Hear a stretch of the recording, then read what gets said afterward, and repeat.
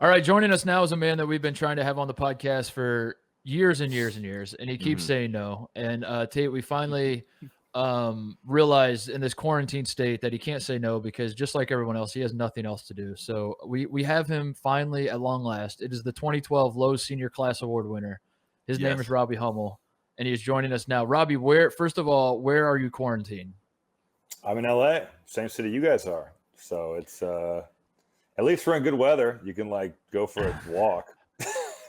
This is like around the horn where like we're all pretending to be in different cities and we're like, what if we're all actually in the same house right now and the show ends and we like Robbie gets up to go to the bathroom and he walks behind Tate and everyone watches just so confused. That's how it works. That's how we keep this energy. In the era of social distancing, we can't be doing that though. So yeah, exactly. Yeah, we're staying at home. Stay at home, guys. I want to start here, Robbie. You are a 3-on-3 legend. You have somehow become. You're currently wearing. For those of you listening and not watching, Robbie has got his Team USA quarter zip on because he won. Because I haven't done laundry. He's won every clean clothes. But... Oh, that's what it is. Yeah. He's won. He's won everything there is to win in 3-on-3 already, except for Olympic gold medal, and the Olympics get canceled, and that sucks. So first of all, sorry about that. But how to explain to our listeners how this happened? How did you become the 3-on-3 guy? How would you describe like why you're so good at 3-on-3? Like why you're the guy? Why the USA team's so good and you're the guy that makes them go? What is it about your skill set? Explain to people why you work so well. Put your analyst cap on and analyze yourself. You know, I think you look at like our World Cup team and everybody was really good. Like Kenyon Barry's a really good player. He plays in the G League. Kareem Maddox is a guy that I think from a talent perspective probably should still be playing like EuroLeague basketball. But for whatever reason, that didn't work out for him. And he retired to produce podcasts. But he's like Kareem is really, really talented. And then Damon Huffman's a really good player in his own right. So he played overseas for a couple of years. I think the key to 3-on-3 is being versatile. Like if you can dribble, pass, and shoot, and you have good size, you can be a really effective player. So I think you have to understand there's some weird nuances that would never work in 5-on-5 that will work in 3-on-3. But it's a fun way to play. It's fast paced. I'm glad the Olympics weren't canceled. They were just postponed a year. Because I do think this sport has a real chance to be very popular in the Olympics. Now, I don't know if it will be a sport where you can make like serious money as an individual player playing it. But I do think that like a lot of Olympic sports, like people watch curling, you know, like when do you ever watch curling outside of the Olympics? You don't, like, or gymnastics or any sport, speed skating. But when the Olympics are on, people are tuned into that stuff. So I think 3-on-3 will be really popular. But it's, you know, I for a while, it was like, man, this is so me, right? Like something starts going really good, you're close to it, and then some catastrophic thing happens, and it's just like, but at the end of the day, you know, it's postponed. You still have an opportunity to play, so it's all good. Has that happened before with you? Do you have a history of that or something? I didn't understand what the. I didn't get that reference, Robbie. Yeah, what? Well, you know, I did blow my knee out twice in college when you should have seen the way we were beating Ohio State too. It was sick. Titus was crying on the bench and, you know, no, you guys, was like, how do we stop that's not true. I'll never forget it was at the barn, right? It was in Minnesota because we were tracking, because there's Big Ten. I think I've told you this in private. And it's one of the great shames I carry with me in my life that, when you blew out your knee, my first thought was like, oh, so we're going to win the Big Ten now. My thought was not like, oh shit, I feel for Robbie. My thought was like, I know. Oh, they're going to blow it. Yeah. Yeah. We were playing so well. Like we were really good. And you guys were really good. Michigan State was really good. The fact that we all shared it is, you know, it's whatever. But we all know that had that happened, we probably would be the lone Big Ten champions. You guys would. Well, who knows? We wanted to go through and do a draft of the best NCAA, the individual NCAA tournament run. So the premise is we're picking players who basically went nuts in a single NCAA tournament, and we're going to do a draft because I don't want everyone to have the same list, because I feel like if we did a top 5, there'd be some overlap. So we gotta fight for you know, certain draft picks, and someone will take someone else's pick, and that's the way a draft works. We all know how a draft works. So that's what we're doing today in the name of content. We're gonna let Robbie go first, Tate, right? He's the guest. Are we snaking it? Is that the plan? That's fair. Yeah. Okay. I think that's what we should do, right? That seems fair. Yeah. That's how we always do drafts. Why not? Okay, Let's so Robbie will go first. You're number one I'll pick. let you go second, and then I'll go third. Cool. Yeah, go ahead, Robbie. Yeah. And how many picks do we get? Each we're doing how many rounds? We're doing 5. We're doing 5. Okay. This is gonna sound super biased, but I'm gonna go Carson Edwards. Like, you have 40 on the national champ.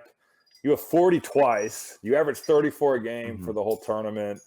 I mean, that's crazy. Like, having a 25-point game in the NCAA tournament is like fantastic. So I'm gonna go Carson. That sounds super biased, but it's really not. He had 28 threes in 4 games, Robbie. Yeah, I mean, what he did at the Yum Center against Virginia, like, nobody does that to that Virginia team. Like, you've got everybody taking a turn. Kyle Guy's taking a turn. Ty Jerome's taking a turn. D'Angelo Hunter's taking, like, didn't matter. It was anybody that guarded him got it. It's that was one of the games. I mean, Virginia hits the Diakite hits the shot. Obviously, Virginia ends up winning. Virginia wins the title. I still, when I think of the Virginia-Purdue game, I don't think of the Diakite shot, which is like the most one of the craziest shots, one of the craziest sequences we've seen. It's a great pass. It's a great pass by Clark is what it is. Under any other circumstances, you bring up that game, like, of course you would think of that shot first. And Carson Edwards was so good that, like, when you mentioned that game to me, I'm like, yeah, it was the Carson Edwards game. And they lost. Yeah, is Purdue cursed, by the way? Do you feel like Purdue's cursed? It feels like it, right? At times. It really does. All right, that's a good first pick. Go ahead, Tate. All right, my number one pick, 2002, a Maryland Terrapin and a guy by the name of Juan Dixon. That breaks my heart that they beat Indiana in the title game, but I respect it. Juan Dixon's also one of those guys, Tate. We were talking about it on the last show that he's like a college legend, and he did play in the NBA, but like when you hear Juan Dixon, when you hear about Steve Blake, you might not think about his college career per se, because he had a pretty good NBA career. But Juan Dixon was so great. They were loaded though. Their front court was really good. Like, Lonnie Baxter and those guys. Lonnie Baxter, Chris Wilcox. Yep. All right, Titus, your pick. My first pick is Larry Bird. It has to be. I don't even care what the draft is. I'm picking Larry Bird. I don't care if we were doing best anything. I probably am picking Larry Bird first. First of all, can you name who the coach was of Indiana State? Can you name a single player? Can you name another coach other than John Wooden who used to coach at Indiana State? Tate, do you know anybody that's affiliated with it ever in the history of the program? No, not one, except for everyone that Bill Titus told me about, and you told me about, and Robbie told me about. This is the definition of a guy carrying a team. He's carried a program, not only that season, not only that era, but like the entire program is Larry Bird. And for that reason, he's my number one pick. Beyond the fact that like he averaged like 27 and 14 and 5 assists. And Indiana State was undefeated with Larry Bird and a bunch of scrubs. Everyone pretends like Magic had no help, but he had Kelser on his team who was a senior and was great. I think he was a senior. And he had Heathcote, who was like actually a good coach. Larry Bird, no one knows anything about Indiana State other than Larry Bird, so he's my number one pick. My next pick, I'm going. Let me see here. I got to look at the big board. I'm going with Bo Kimble because I feel like Tate wants to take him. So I'm playing a little defense. I'm taking Bo Kimble before Tate can take him. Averaged 36 points per game in an Elite Eight run. It's historic. He shot the left-handed free throws. That has to add a little bit to it. Never missed a left-handed free throw, by the way, in honor of Hank Gathers. Shot lefty throughout the tournament, never missed a single one, and also averaged 36 points per game. I know it was kind of artificially inflated because of how they played, but still, I don't know. The 1990 LMU run is historic. Everyone remembers it, and Bo Kimble averaged 36 points a game during the run, so he's on my list. Before Tate goes, we talked about this earlier. We're not picking Kemba and Carmelo are off limits, right? Is that what we said? Or are they on? No, limits? they're in. No. They're on limit. Okay. Yeah, go ahead. Okay. Maybe that changes Tate's pick. Right now, my pick, and this is probably going to shock some people. It's going to be Stephen Curry, and this is a 2008 Dang run. It, that's what I was going to say. This is my top 5 individual tourney runs for myself, for what wowed me, because we remember this, Robbie. We remember the Nike Witness t-shirts, we remember Georgetown going down to Raleigh, North Carolina, to Stephen Curry in his home state, to all the ACC schools that were like, this kid's not good enough and he's just hitting threes in a building. making people go crazy. Carolina fans, State fans, people were watching. It was a whole moment, and it was a great run. He should have beat Kansas, but for me, Stephen Curry. How do you reconcile Curry passing up the final shot against Kansas, though? Your thoughts, Tate? He's a team first guy. You know what I mean? Like if LeBron's going to get credit for making the basketball play, you know what I mean? Sometimes you got to make the basketball play, and that's what Steph did. You know what's crazy about that game? That's one of the great. I'm mad at Steph for passing, not only because like the guy he threw it to was never making it. Like I would rather Steph shoot it with two guys on him than a teammate shoot it wide open. But also, I don't know if you remember this, Tate. Gus Johnson was calling that game, and you could tell that Gus thought this was the moment. Like Gus is like, if you go back and rewatch like the final possession, Gus is like, Steph Curry's about to hit this three to beat Kansas, and then he passes the ball and he robs us of an all-time Gus Johnson moment. If he shoots like a one-legged fadeaway at the buzzer, it banks in to beat Kansas.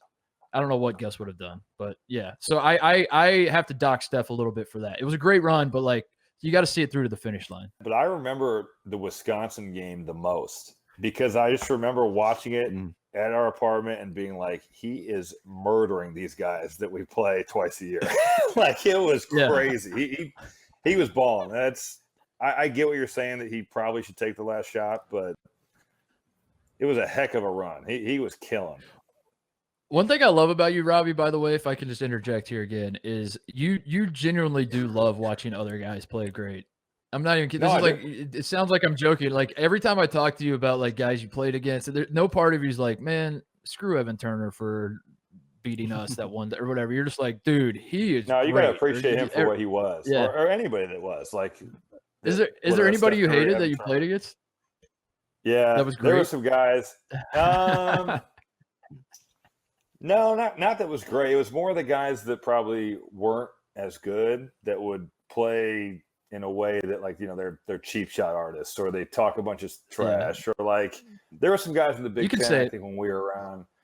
Like, I'm trying to think who would be the perfect example that I never will see again. I don't know. There's just some guys where you'd be like, dude, you're not good, and the way that you're playing is so like either you're going out of your way to like trip people or whatever. Like those are the guys I didn't like when I was playing. I've got two, right? All right, I'm gonna go. Tate will love this. I'm going Christian Laettner. And I think even though he had so many dudes, even though he had a ton of dudes, you think about the Kentucky game. You go 10 for 10 from the field. You go 10 for 10 from the line, and maybe the greatest college basketball game that's ever been played. And you end up winning back-to-back national titles.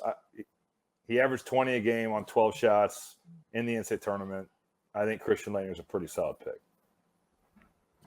Fun fact about that, even though I can tell you want to hate on that. He did I don't not want to win. hate on it. I don't think it was the greatest game ever. I just will say that it was an Elite Eight game. Yes, it was a great pass. Yes, it was a great shot. But it was ever. There's a lot of great games. There's a lot of great games. What game? You know, he didn't win. He didn't win most outstanding player in the 2016 title game. Wild. 2016 title game. Did Bobby Hurley win it? Did Bobby Hurley win? Yeah, I think so. Yeah. Hurley won most outstanding player, which is wild because Laettner was, this is one of those, because I think Laettner had a bad game in the Final Four game.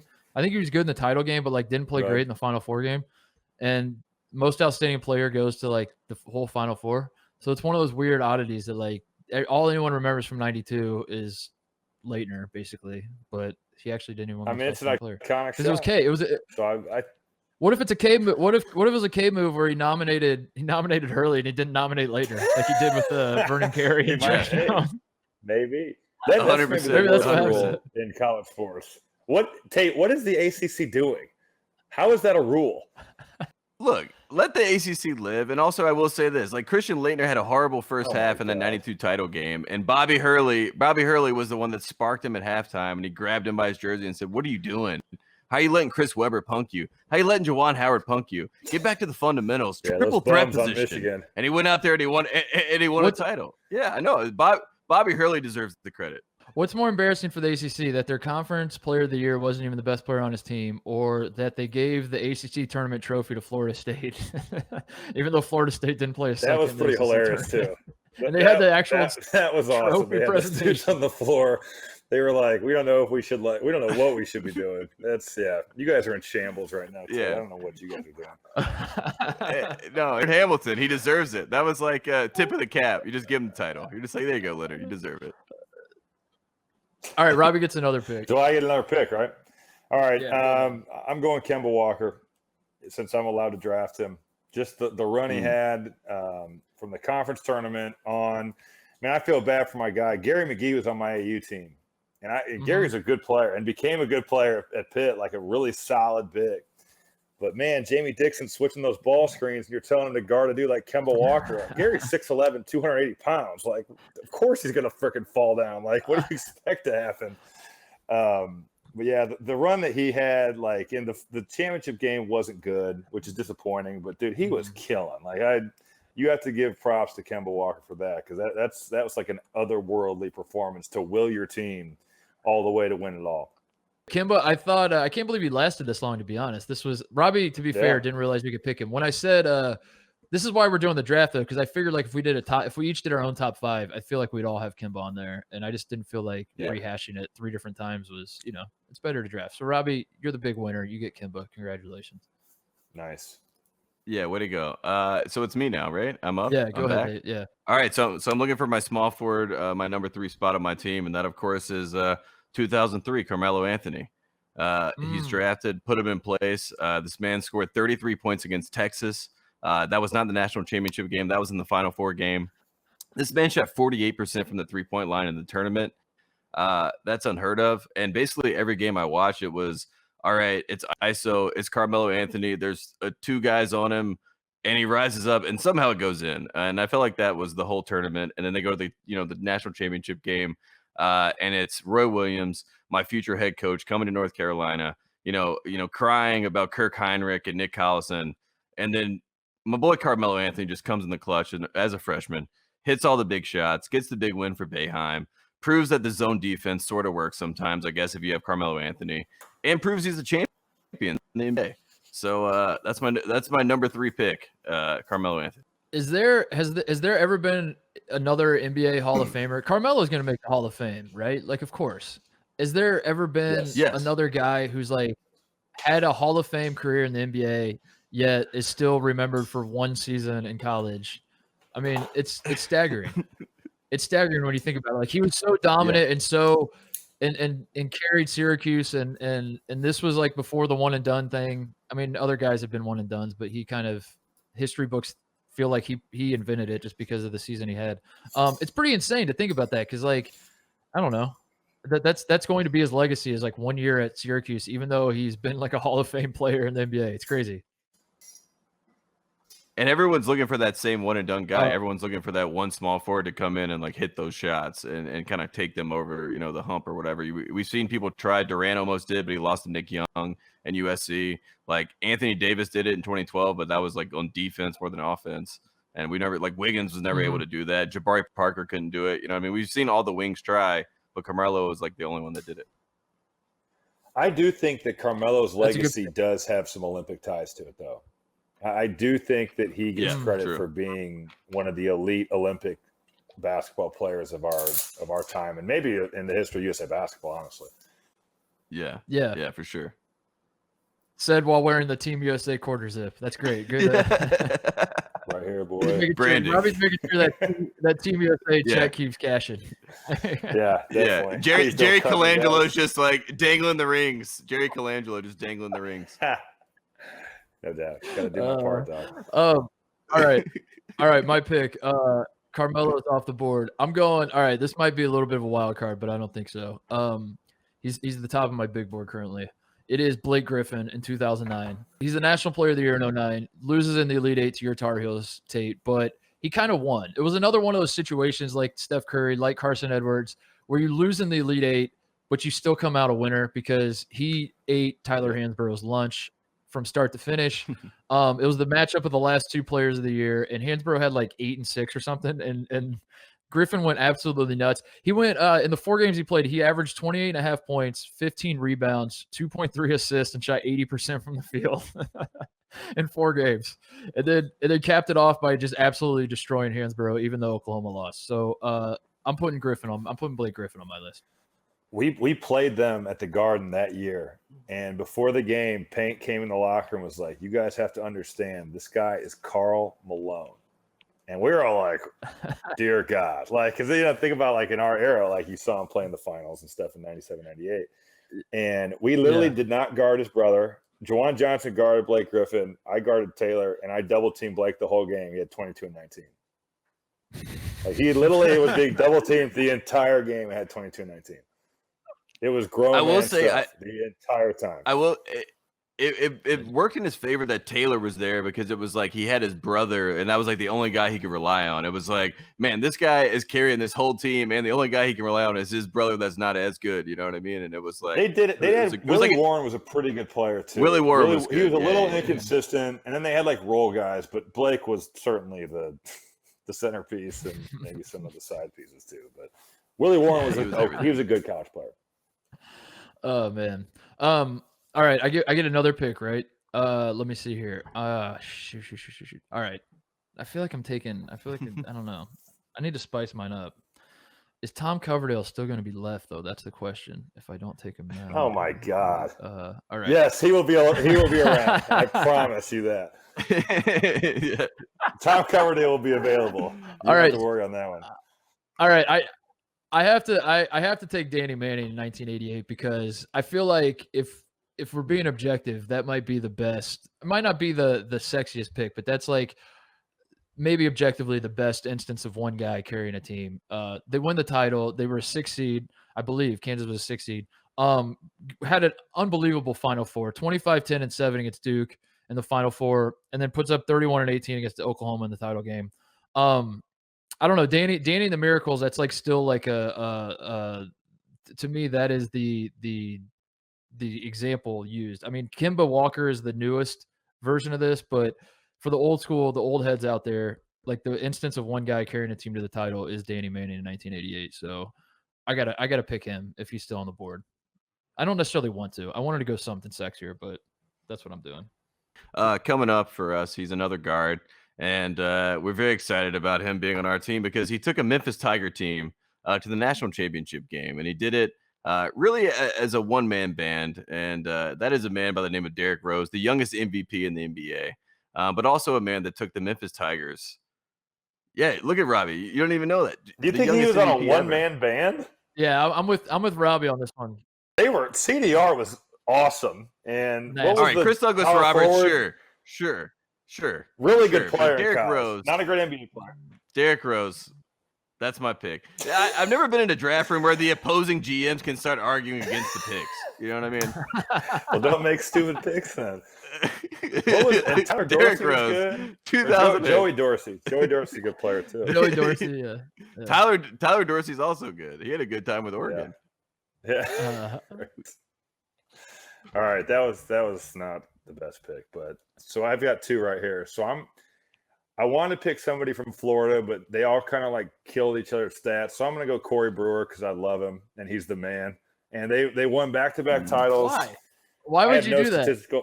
I have no statistical evidence to back up that Brewer deserves other than he is a tight dude and he's an awesome guy to play with. Even though you could probably work him out in a workout and you'd be like, he doesn't really dribble that good. He doesn't really shoot that good, but he's a really good NBA player. Like he's really good in his role as an NBA player. So I'm going to go with Brew for my fourth pick. And my fifth one is Bryce Drew because this is my list and I can do whatever I want. And he made an awesome shot. I was in third grade. I remember where I was, what I was holding, who I was standing next to. And he made my childhood great by doing that. So Bryce is my fifth pick. All right, Tate, your turn. Your last pick. Yep. My final pick, and this was tugs the heartstrings just like Robbie just did. 2005, Sean May. He has Indiana ties because of Scott May, obviously, but Sean May with his dad there watching, making the run, beating the Illinois team, kind of getting the monkey off Roy Williams' back after we just saw him 2 years before, lose with that Kirkheimer Kansas team. Have a big man like Sean May wearing 42 for North Carolina, doing big things. It's a beautiful moment. So that's my top five. Sean May, he was the MOP, Final Four 2005. All right. Fine. That's my lock. Out the entire Illinois team. That's one. I wish we could go back. We should do a podcast where we go back and assign who should have won the title, not based on like Not based on anything other than just like it would have been more fun if that team won. Like 2005 Carolina, that's not fun. It would have been so much more fun if it Illinois was so won. much fun. Are you kidding me? Raymond Felton, Rashad McCants, Jawad Williams. It would have been so much better. They were a legit champion though. Like they had 5 dudes that were NBA players, and I mean Illinois was awesome, and the way they played was awesome. Their guards just balled out, but Carolina had good players too. No, I don't mean Carolina Thank wasn't you, Robbie. deserving. It's just like it would have been more fun if Illinois won in history to look back on that. Same with Gonzaga beating Carolina in 17. That would have been more fun. No way. This would have been more fun. Carolina lost on a buzzer beater the year before, then came back and won a title. Are you kidding me? Is saying Carolina never deserves to win. Never win. It's never fun. Yeah, No one's ever had fun. Well, screw it. If you guys are spending your last picks on personal picks, then I'm really doing it. I'm picking Tom Coverdale. Not the flashiest stats, not Shocker the best that he's stats. still around. His 2002 run was not the greatest on an individual perspective until you factor in Robbie. Did he sprain his ankle like really bad? He had a bum like, ankle. Think about the stats. Think about the stats he would have put up with a healthy ankle. He did nothing in the Duke game for like 36 minutes, and then the last 4 minutes he came alive with like 2 assists, and it was like, yes. Honestly, Tommy Toughnuts is back. Yeah. AJ. No, you know what? That's a good point. Take it back. I'm cheating. I'm gonna do the Maui Invitational move where they gave the '87 Iowa team the whole MVP. I'm making my personal pick, the 2002 Indiana Hoosiers. That's fine. That entire team. Pretty much Corey Brewer. So. Yeah. That's a fair. Yeah, you want the group. They were all one player. Just merge all the white guys plus AJ Moye together and make them one player, and that was that all counts. Just take Jared Jeffries out, and everyone else you count as one player. We'll throw Jeff Newton in there too. All right, that was a fun exercise. So Robbie had Carson Edwards, Christian Laettner, Kimble Walker, Corey Brewer, Bryce Drew. Tate had Juan Dixon, Stephen Curry, Carmelo, Derrick Rose, Sean May. I had Larry Bird, Bo Kimble, Blake Griffin, Danny Manning, and the 2002 Indiana Hoosiers. And the loser in all this is the Memphis Tigers role players because Tate has no respect for any of those dudes. Who is guarding the point guards, right? Derrick Rose. He's stopping all the point guards in that tournament. He's stopping everybody until Mario Chalmers. Okay, that's the only thing I'll say. Mario hit the shot. Okay. I'm all the defense, Derrick Rose Robbie. train, but it was more of your explanation that his team was like nobody, like he was playing with a bunch of dudes that couldn't walk or something. Like it's like what? All I'm watching is point guard matchups. D Rose stopping everybody. Chris Douglas Roberts. Right. Yeah, it's fine. It's fine. Robbie, I got 2 questions for you before we let you go. Okay. Number one is I have to ask every single person that played high school basketball in Indiana that comes on the show for the first time. We have to ask the question: why did you not go to IU? So I really liked Indiana when Mike Davis was there. Mike Davis did a really good job of recruiting me, and him and Donnie Marsh, his lead assistant. I got offered after their elite camp. I played really well against a bunch of pretty good players down there, and I got my offer at like half court of Assembly Hall. Really? And I visited for the IU Duke game. It was amazing. Like Reddick had 32, but Marco Killingsworth had a dunk with like 3.5 to play that sent it to the under 4 timeout because I think Kay took a timeout. And I was sitting on the baseline. It was like the roof was going to blow off Assembly Hall. Like it was a really like impressive visit to say the least. And but Mike Davis did a good job recruiting me. I really liked Indiana when he was there, and I kind of came down to my top 3 was Purdue, Indiana, and NC State. Herb Sendek did a really good job recruiting me as well. And Herb, he left. I think he was sick of recruiting and coaching against Carolina and Duke, so he's just beast. And then the way that it went down with Coach Davis, and they hired Kelvin Sampson, and Kelvin offered Etuan, myself, Scott Martin, but it was never the same. It was strange. He was playing from behind, and there was some weird stuff. We were actually in on the Scott and I are in the report for the NCAA report on the phone calls. Yeah, he was calling us. It was like there was some Rob Senderoff would call you. He'd patch coach in, even you'd get some calls from like restricted numbers and stuff. So it was just. And Coach Payne did a good job of recruiting us too. Are you the reason Gordon didn't go to Purdue, by the way? Can you clear that up for the fans at home? I don't know if that's true or not. I guess from his perspective, I know his parents went to Purdue. And Yeah, I think they he had liked season Purdue tickets. growing up. They had Purdue season tickets even when he was at Butler. They would still go to Purdue. They'd still go watch you Right, play. man. Yeah. I hope not. That dude's a beast. He's really, really good, obviously. But I guess if you're in high school and you're looking at the roster, I could see where you'd be like, they have a lot of 6'8" white dudes at my position. But I hope that's not the case. I would have loved to have moved to the 3 or played behind that dude so we could have won more. But I think the thing that sticks out about Gordon Hayward to me is how athletic he is off both legs. Like for a right-handed player, he jumps off his right foot pretty uniquely for guys that you see like that. Before he broke his leg, he was a big-time athlete. Robbie, thank you so much. Congrats on the Purdue Hall of Fame thing, by the way. I never actually talked to you about that. Thank you. That's a big deal. Sure. Yeah, it really I'm is. officially old. When you get in the Hall of Fame, you are, that means you're old as hell. You're not close to playing anymore. So, but I appreciate it. I found out. I'm not even kidding. I found out from my mom. She texted me. She's like, "Robbie's joining me in the Hall of Fame." And she was like, "Your mom is excited. the only good person in your family." I think that might be the case. Your dad, your mom, really good lady. So, all right. See you, Robbie. Appreciate you, Robbie. For the best access, perspective, and personalities in all of sports, follow us at Fox Sports on Twitter, Facebook, Instagram, and YouTube.